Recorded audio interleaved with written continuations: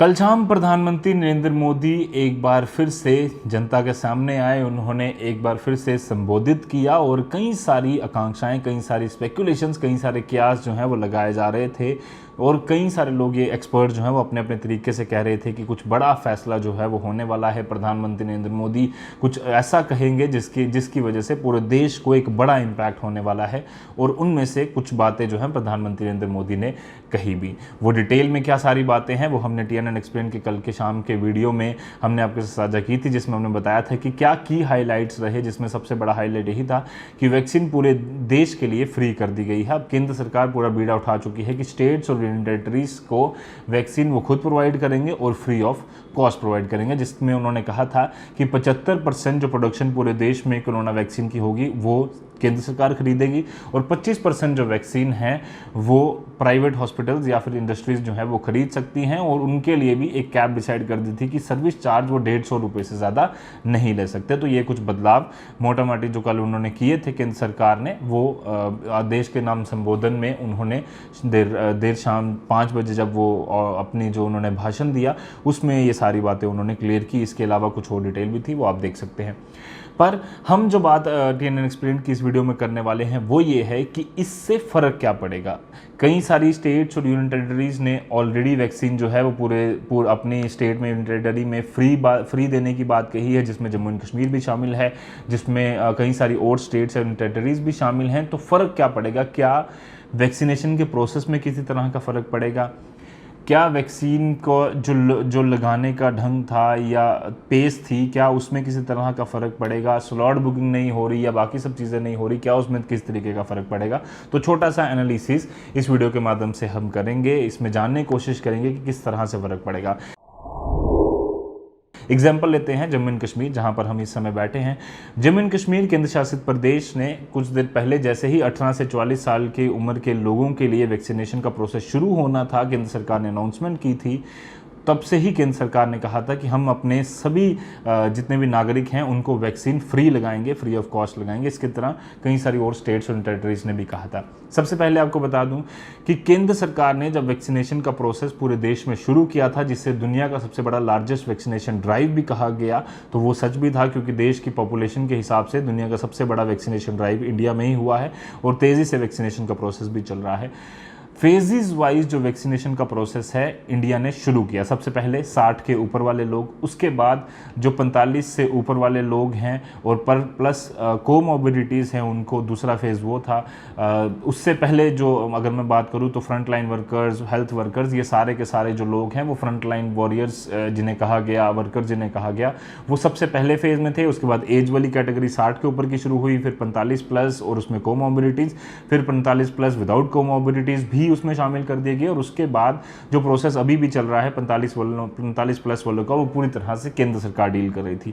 But उसके बाद जिस तरह से प्रधानमंत्री नरेंद्र मोदी ने कहा कि कुछ स्टेट्स और यूनियन टेरिटरीज ने कहा कि हमें भी कुछ चार्ज दे दिए, हम क्यों ना जो सारी रिस्ट्रिक्शंस हैं केंद्र सरकार हटा दे और हम अपनी मर्जी से, अपने तरीके से अपना जो वैक्सीनेशन का प्रोसेस है चलाएंगे।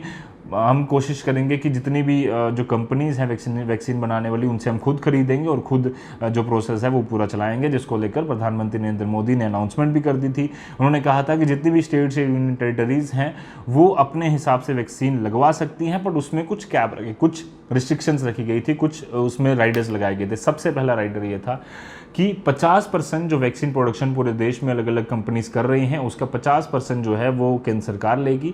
बाकी 50% स्टेट्स, यूनियन टेरिटरीज और जो प्राइवेट अदारे हैं जिसमें प्राइवेट हॉस्पिटल्स हैं उनमें बांटा जाएगा। शुरू हो गया पूरा काम। अब 2 भागों में वैक्सीन का प्रोसेस बट गया। पहला ये 45 के प्लस के जितने भी लोग थे पूरे देश में उनको केंद्र सरकार द्वारा दी गई वैक्सीन जो है वो लगाई जा रही थी। और अगर बात करें 18 से 44 वाले लोगों को, तो उनको स्टेट द्वारा खरीदी गई वैक्सीन जो थी वो लगाई जा रही थी। अब उसमें प्रॉब्लम सबसे पहले जम्मू एंड कश्मीर में जो हमने फेस की वो ये थी, लोगों के स्लॉट बुक नहीं हो रहे थे। लोगों ने कहा जी आपने तो कह दिया 1 मई से शुरू हो जाना है, बट स्लॉट बुक क्यों नहीं हो रहे? हम लगातार कोशिश कर रहे हैं, 2-3 सेंटर्स चल रहे हैं, सिर्फ जम्मू डिस्ट्रिक्ट किया गया, सिर्फ श्रीनगर डिस्ट्रिक्ट किया गया, 70,000 डोजेज आए, उसके बाद दूसरी कंसाइनमेंट आई, उसके बाद तीसरी आई।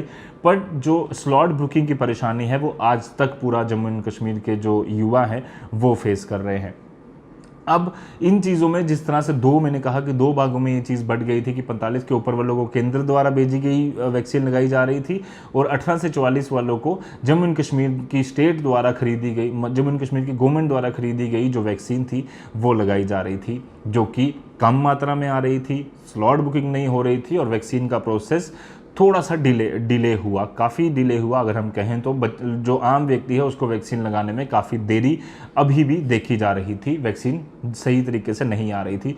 उसका सबसे बड़ा कारण ये था और कि वैक्सीन जो है वो जो बाकी कंपनीज़ हैं उनके द्वारा जो है वो direct India Jammu and Kashmir की स्टेट गवर्नमेंट खरीद रही थी, जिसकी वजह से उसमें एक जो डिले है वो लगातार आ रहा था।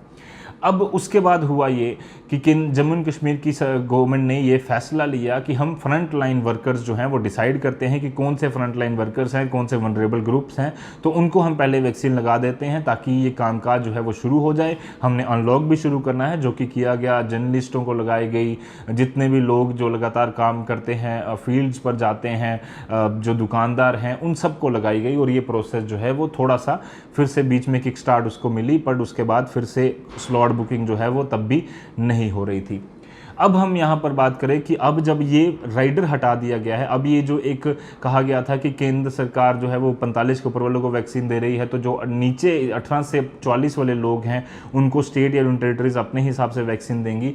उसमें फ़र्क ये पड़ेगा कि 45 के ऊपर की जितने भी लोग हैं जिन्होंने वैक्सीन लगा ली है, बावजूद उसके वैक्सीन अभी भी पड़ी हुई है।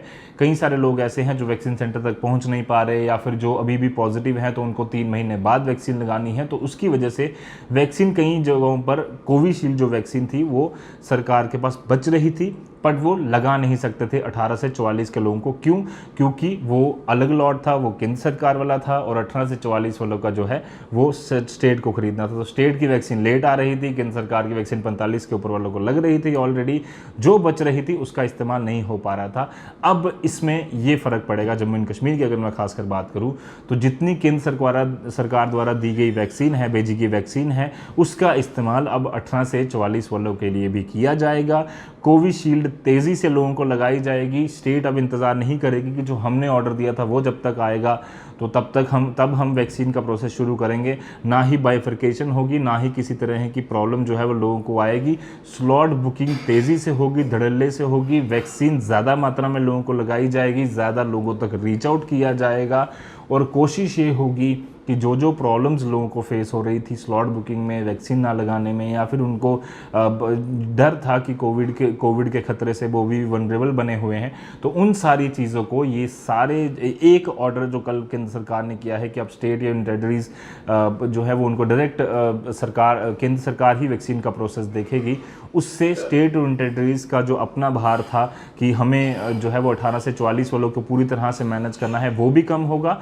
और सारे जो प्रोसेस थे कि अब जो 45 के ऊपर वालों की जो वैक्सीन बची हुई है वो जो है 18 से 44 वालों को नहीं लग सकती, तो उन सारी चीज़ों को देखते हुए हमें ये लगता है, जो कि सूत्रों के वाले से खबर भी आई है, कि अब तेज़ी से प्रोसेस जो है, जो वैक्सीन बची हुई है कोविशील्ड 45 के ऊपर वालों के लिए, वो 18 से 44 वालों को भी लगाई जाएगी। थोड़ी सी वीडियो लंबी ज़रूर हुई है, पर ये ज़रूरी जानकारी आपके साथ साझा करना काफ़ी ज़रूरी थी। हमें लगता है कि अब वैक्सीनेशन का प्रोसेस काफ़ी तेज़ी से चलेगा और जो परेशानियां लोगों को आ रही थी स्लॉट बुकिंग में या बाकी सब चीज़ों में, तो वो परेशानियों में कहीं ना कहीं गिरावट ज़रूर आएगी। बट अभी भी ख्याल रखिए कि इतनी ज़्यादा वैक्सीन भी नहीं आई है कि हम जो है वो बेफिक्रे होकर बाहर निकलना शुरू कर दें, मास्क ना पहने, या ऐसा कर दें कि रोज़ हमें वैक्सीन अगर अभी हमें वैक्सीन नहीं लगी है तो जल्द से जल्द जाकर जो है कुछ और ऐसी चीज़ें हम करें जिसकी वजह से कोरोना जो है वो फैले। तो कृपया कर अनलॉक की प्रक्रिया भी चल रही है, बट ये ध्यान दीजिए कि जब भी आपकी बारी आए, जब भी आपकी स्लॉट बुकिंग हो जाती है पूरी तरह से, तो आप वैक्सीन लगाइए,